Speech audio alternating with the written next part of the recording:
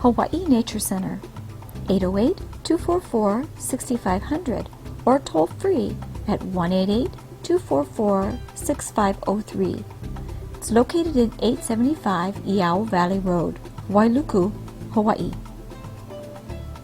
Be sure to visit this interactive nature museum and take the Rainforest Walk, where more than 30 museum exhibits and a personal introduction to the Hawaiian rainforest guaranteed to make your visit to Maui special and memorable. Book your reservations early for the Rainforest Walk and Interactive Nature Museum by calling 808-244-6500. The museum and the gift shop are open daily from 10 a.m. to 4 p.m. The Rainforest Walks can be booked at 11:30 a.m. or 1:30 p.m. Monday through Friday, 11 a.m. or 2 p.m. on Saturdays and Sundays. Walkers must be 5 years old or older. Please wear closed-toed shoes suitable for an uneven trail. The cost for the Rainforest Walk is $29.95 for adults and $19.95 for children. The fee includes the visit to the museum. You can visit the museum for just $6 for adults and $4 for children.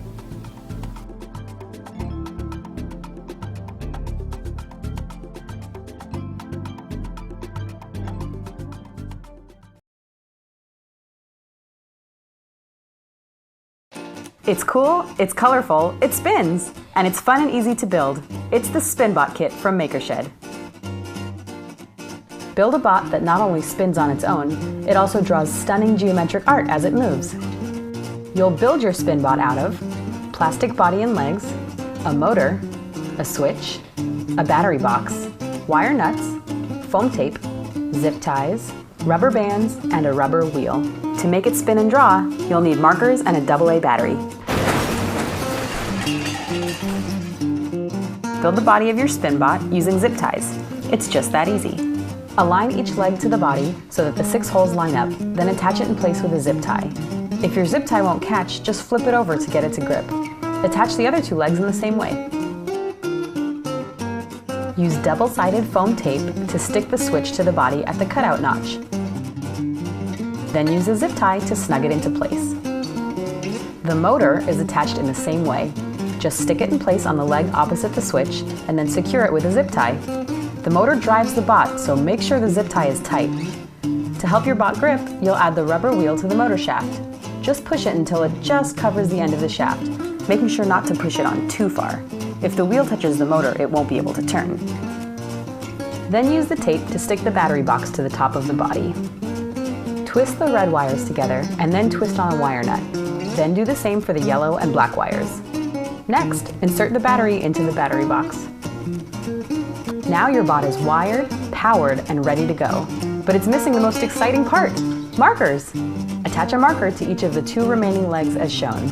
Then just remove the marker caps, press the power switch, and watch it draw. Try different colored markers. Pick contrasting colors for a hypnotic effect, or put a dab of hot glue on the wheel and watch the pattern change. Add LEDs to your bot instead of markers and enjoy a light show at night. Then take a long exposure photo with your camera to create a cool light painting. Now you're drawing with light. Turbocharge your SpinBot by adding a second battery pack and watch the ink splatter onto the page. Challenge your friend to a duel and see which is the last bot drawing. Or perhaps they'll decide to work together. Take one for a spin and see what you can create. Now available at the Makershed.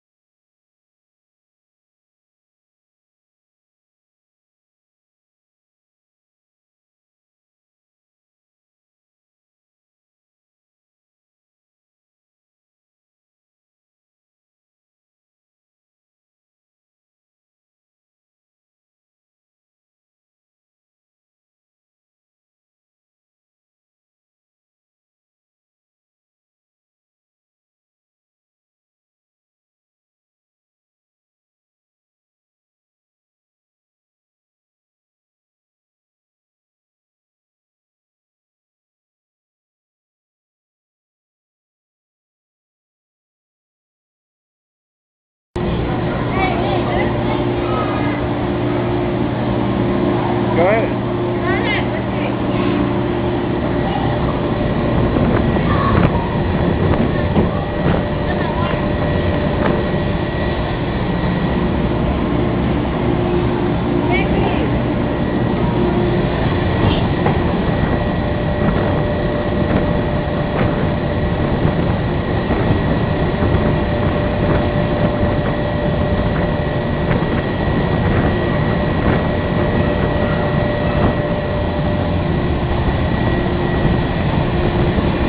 Here, hold it like this.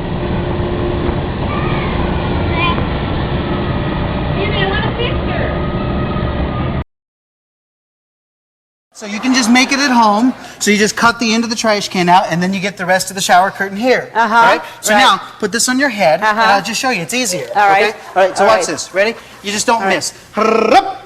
That cool? Wow. But this is even cooler. All right. So at Halloween time, if you like put smoke in here, here I'll show you what it looks like. So here, you wear this one. Okay. All right. So here, put this over like that. Okay. Okay. Perfect. And now I'll put mine on. Okay. Wait, I gotta go this way. All right, so now this is the smoke machine. All right, so you just, here's a smoke machine, so we put some smoke in there. Just get your smoke machine Okay. from at home and you just fill this up. I have 3 little boys, and so we just kind of play. Here we go. Now, you know you can get a smoke machine out the store. I mean, No, I did not know that. So that's cool. Okay, so that's Okay. enough. Okay, so now watch this. This is cool. So now, if you tap on the thing on the bottom, watch what happens. Watch. Hup. See? See, I go, hup. So now, you can knock the cup. Okay. Wait, hey, I have to smoke you again. All right, so here's the deal. That was fun. We have cups on the audience member's head. I noticed they So were doing now that. I'll Yes. smoke you out, and now it's our job to Give me a knock lot the of cups smoke. I on wanna there. do a lot of Okay, it. you want to do a lot? Give me a whole lot You of want smoke. more? Yeah. Okay, how about a little All bit right. more there? Okay. Okay, good. Okay, you ready? Yes. So our job is to make these vortex rings and just knock the cups off their head. All right. Here we go. Ready? Ooh, nice. All right. Oh, there's it. Nice. Good. Nice. Nice. You're doing it. Hey, you keep putting it back over your head. Hey.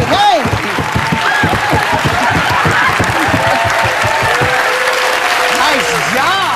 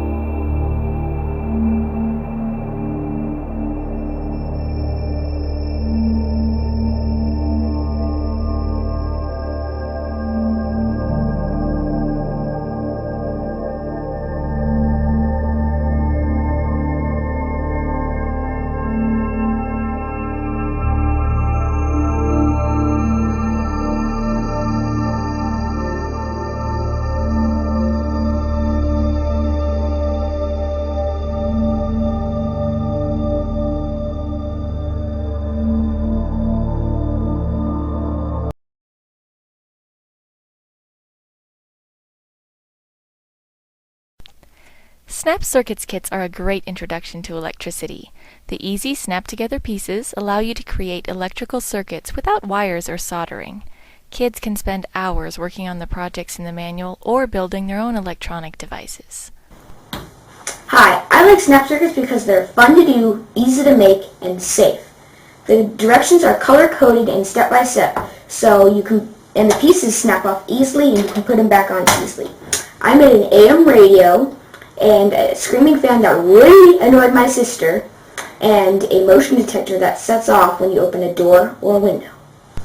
I'm making the AM radio. This is the tuner so we can tune to the radio. And this is the speaker so we can hear the radio.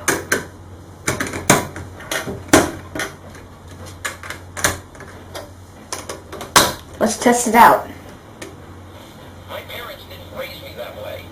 My parents didn't spend beyond their means. My parents lived within their means.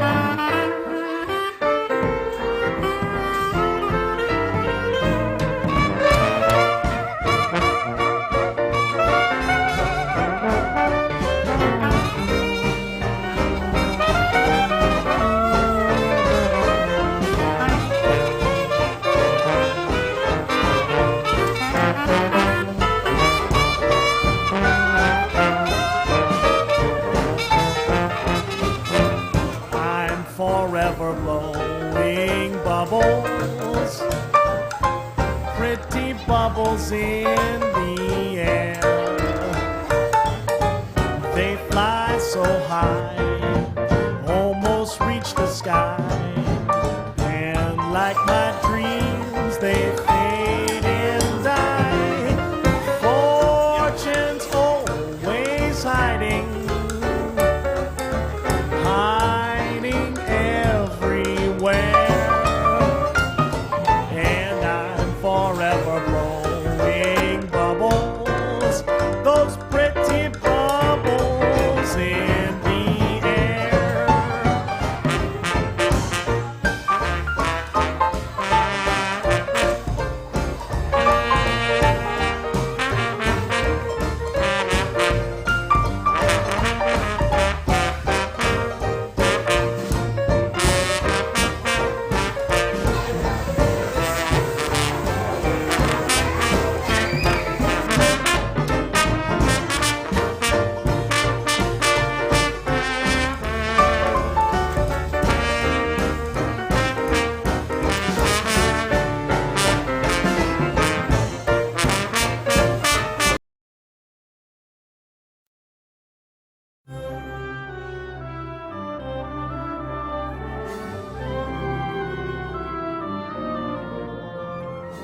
Getting kids excited about science means that we have a future wave of scientists.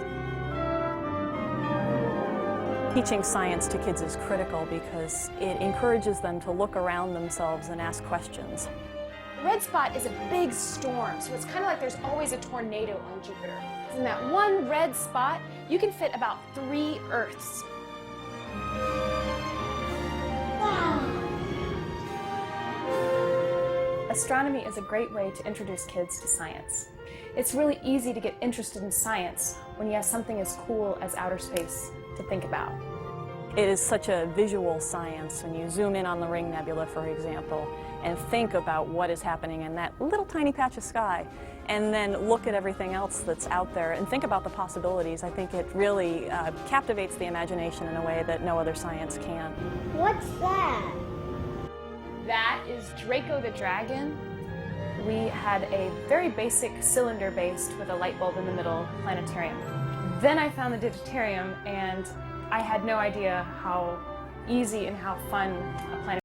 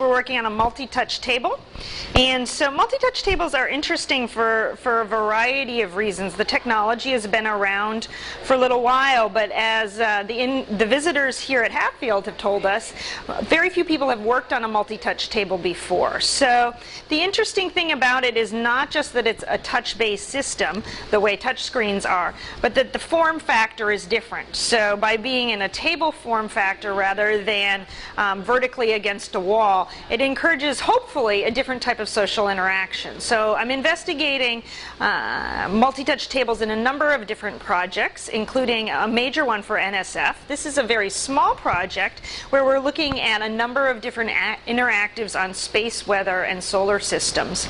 And they're two very different interactives. One is fairly linear, and the other is extremely open-ended with no text whatsoever on the page. So both of them are in a formative or late formative stage of evaluation, meaning we've got a product, we're not sure that it's the final product, and we want to put it in front of visitors in order to get their reactions, to see if they learned anything, and if so, what content that was. This nation having spread itself to so many detached islands, so widely disjoined from each other in every quarter of the Pacific Ocean. We find these people from New Zealand in the south as far as the Sandwich Islands in the north, and in another direction from Easter Island to the Hebrides. How much farther in either direction its colonies reach is not known, but what we know already in consequence of this voyage warrants our pronouncing it to be by far the most extensive nation upon Earth.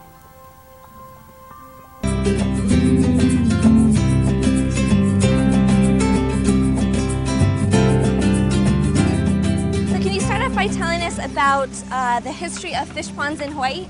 Fish ponds are as old as the people are here in Hawaii. As they migrated throughout the Pacific, the technology of trapping fish was modified so that once they reached Hawaii, our kupuna were able to farm fish. It's very impressive that our kupuna were able to raise fish in 6 different types of ponds.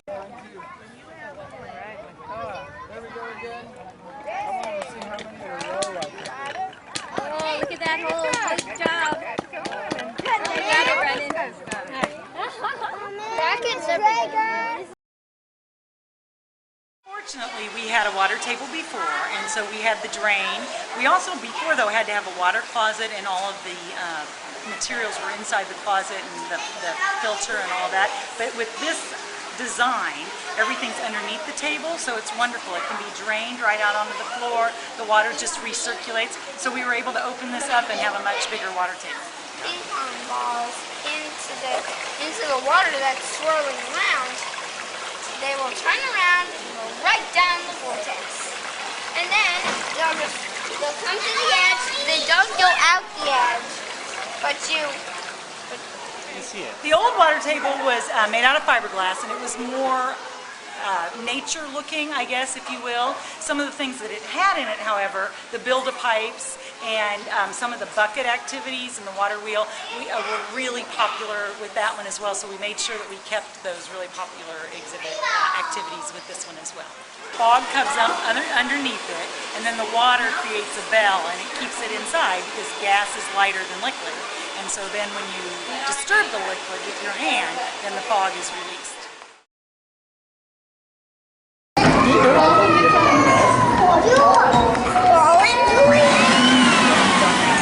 Can you do it? Can you reach it? Around.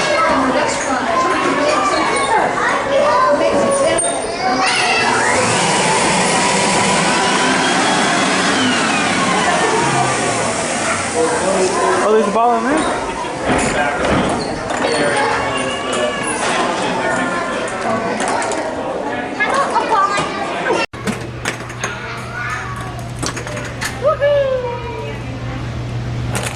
Abuela tiene más.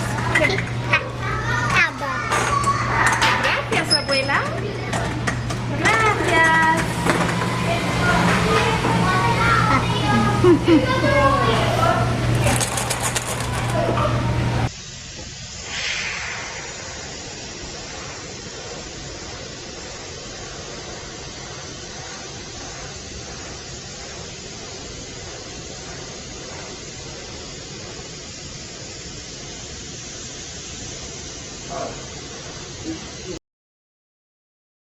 Garden concepts I've been working on for some time is the string garden, a new and very clever way to utilise the airspace we have above our heads in an atrium garden environment.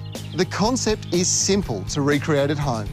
Grab yourself some hessian, try and get a bit of a heavy grade. You'll need activated cocoa peat. This is sphagnum moss. You need some sisal string. You'll need some nylon string to be able to suspend it. And most importantly, the secret ingredient is this stuff here. It's sea salt, and it's going to help the plant transplant and establish in its new home straight away. Place a layer of sphagnum moss down. Of our exhibition of the project is the hanging garden. Let's enter the garden. The first process that we can encounter is the photosynthesis. By blowing CO2 in the photobioreactor, you will release oxygen as well as stimulating the production of new more oxygen bubble inside of the photobioreactors. A second process is the direct interaction or cultivation of the garden. When you touch the tubes to blow CO2, the garden will register your presence and blink you back with the LEDs, as well as will record your interaction and store it in its memory for the future. Another way of interacting with the garden is observing the aesthetic quality of this hanging garden of algae. We have in fact here like 7 types of different algae that are showcasing different type of colors, from red to blue to green, as well as different type of consistency depending if they are microalgae or filamentous macroalgae. We can observe also the microecology inside of the bag through the small lenses which is provided, which will allow us to better see the bubble, the algae and the little shrimps living inside of the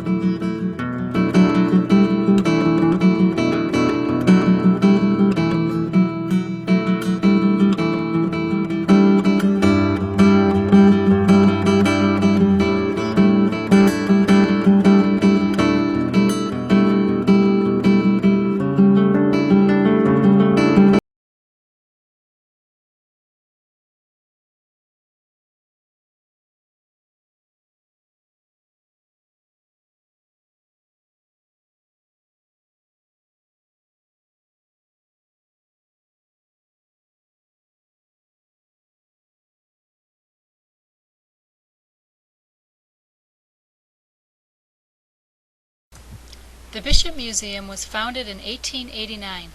The museum is actually a group of buildings, each housing its own unique exhibits. The Hawaiian Hall is currently undergoing renovation. It's scheduled to reopen in summer 2009. Parts of the building are now open to the public. This is the Kahili Room, which houses the elegant feather standards, which were the traditional symbols of the Hawaiian ali'i, or the rulers. Upstairs, you will find the Peoples of the Pacific exhibit, displaying costumes, masks, carvings, weapons, tools, and miscellaneous artifacts from the Pacific region.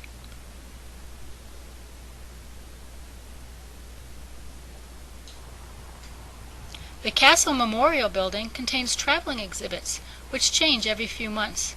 Quite often there are exhibits that are geared toward children. The current exhibit features Megalodon. Past exhibits included dinosaurs, the science of roller coasters, sea monsters, and health-related topics.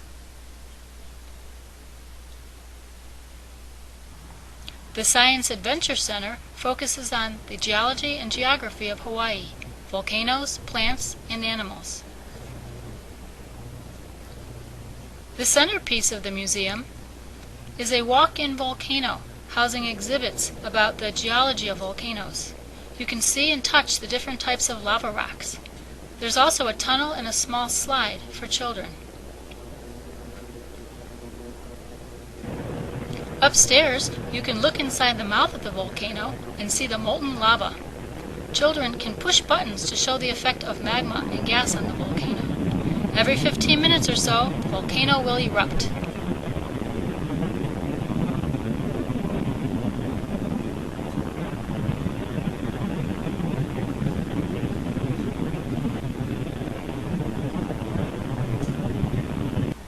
As the lava cools, two flow types form depending upon the viscosity or safetiness of the lava.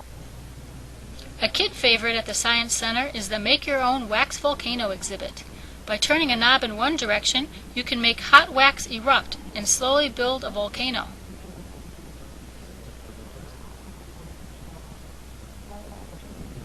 Another kid favorite is a large tank of water with a deep sea submersible that you can control. The attached video camera allows you to see what it sees on the screen in front of you.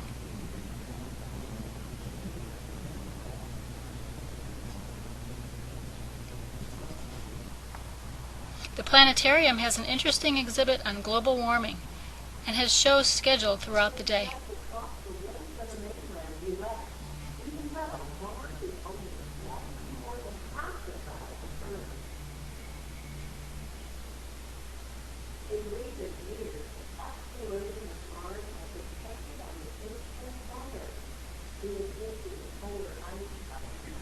Don't forget to stop off at the gift shop on your way out the door.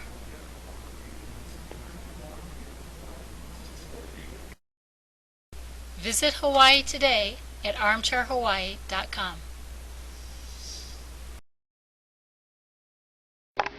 Well, this is my 30-gallon tank, and there's approximately 500 opaiula in here. I don't know if you can see them. On the glass, the side of the wall.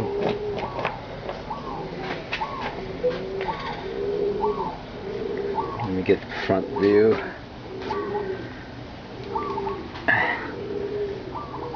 They're up over there. All over there. And this is the important part. You see this pile of rocks? Well, it's coral. And all the little crevices. That's where they do their little business in there. They're breeding.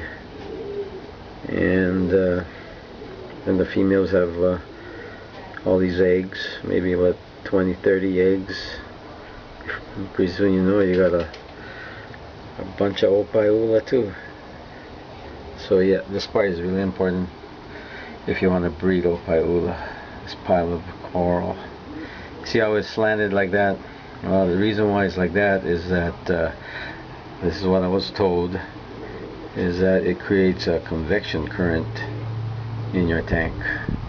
I guess, you know, when the water gets warm and the cool water on the bottom, I don't know. Okay, so I started this tank about 7 years ago. Started out with 28 opaula that I had gotten from Fuku Bonsai in Hilo, Hawaii. And I gave away a bunch of these already, but I want to guess I have about 500 in here. Signing out from Kaneohe.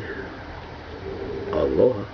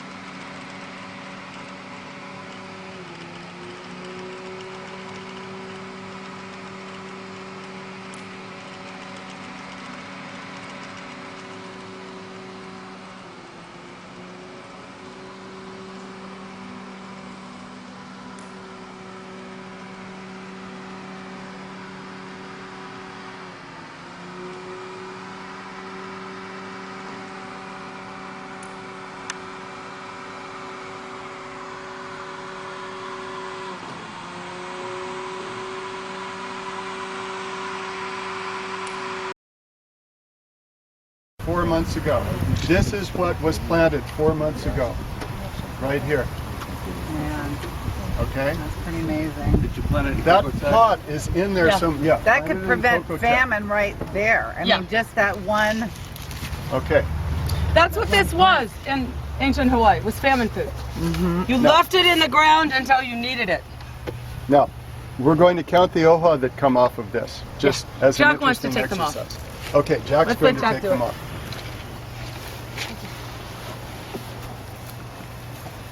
So get down and then start with the bigger ones. Yeah. Like that. Start You want with to take the big ones off first. And we'll lay them out on the table, from biggest to smallest. Yeah, we're not going to leave them out here in the sun to dry long. They're okay like this, but we'll get them in some water so that we can replant all of these. Okay, now here's another one that has grandchildren. That has grandchildren. This time 1, 2, 3, and there's a little one right there. And these are large enough to plant the These grandchildren? are. These are all viable. Look, they have their own roots. You see this? This is another possibility for aquaponics systems. One of the biggest problems facing a taro farmer if he wants to get a new variety into his fields is to come up with seed stock. You can't buy taro seeds. You can't go buy 5 pounds of taro seeds and plant 2,000 taro plants overnight. You have to make them. But how much easier would this be, Hobie, if you wanted to just add a variety or switch varieties? If you had an We found the net pot. system Here's the net pot. that had, you know, Auburn, get in there. Get a 15 or picture of 20 oha for each plant. Now, it had It's backlit. it had 10 or 12 oha 2 months ago. We just let this go to make the call over there. Here, come over here. Where I am. Trade me places, buddy. So then you can do grafting? Is that what you're talking about with different types? No, not grafting. To the best of my knowledge, this is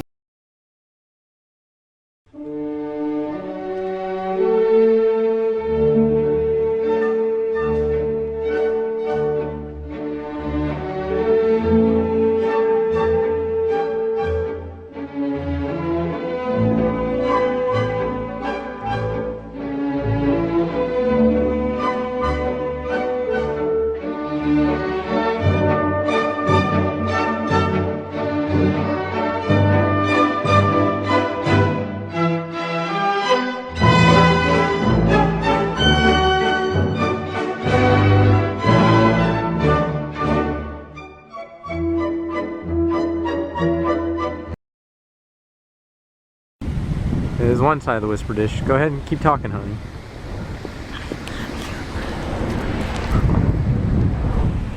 Keep talking.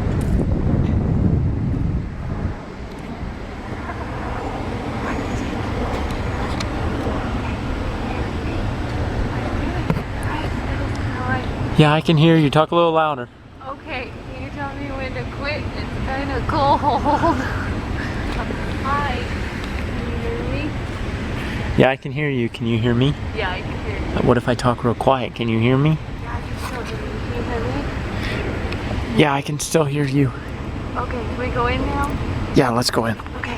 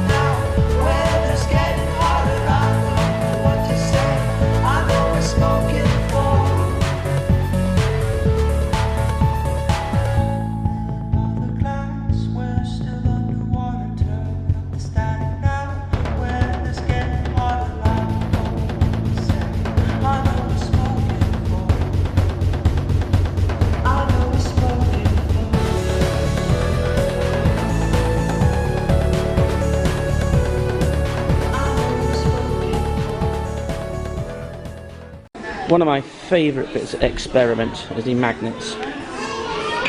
Watch them twitch. Ooh.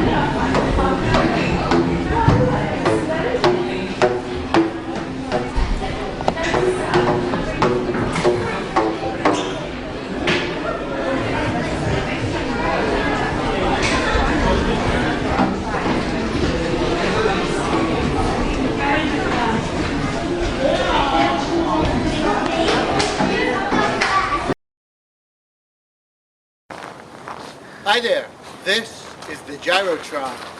It's a great device, it's exciting, exhilarating, and a great workout. And another thing about the Gyrotron, it is anything you want it to be. If you want a slow, easy ride, you control it. If you want a fast ride, you control it. And it's all done by changing your center of gravity, slow, fast. Philip, if you'll unlock it, I'll show you how this works.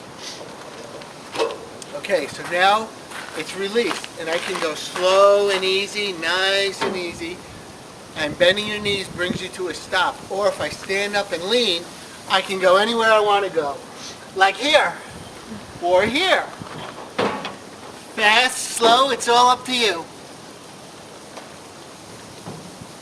See, I do it a little hard, but you can do it as soft and easy as you want.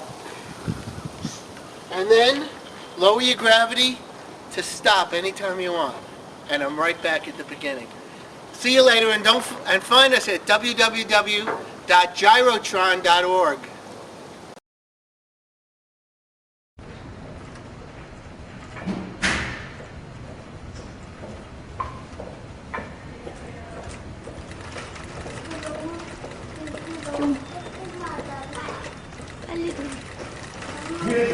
이걸로 안 돼요?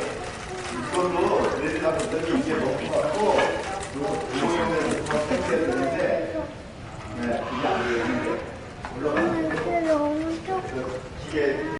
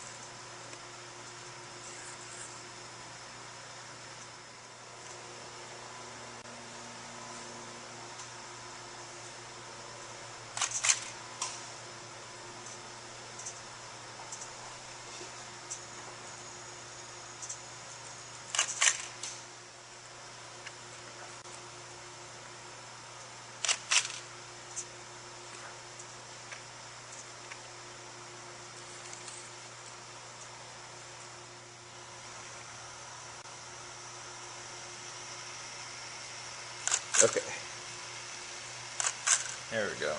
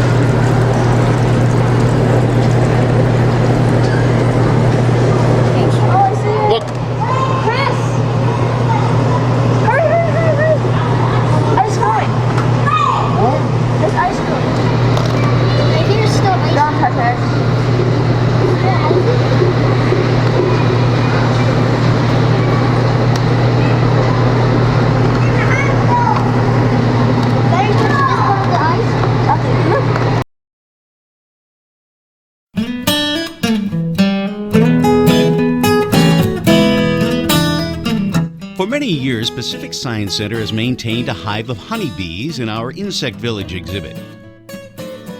This hive, encased in glass and viewable from two sides, has a tube that connects to the outside world. That allows the bees to come and go.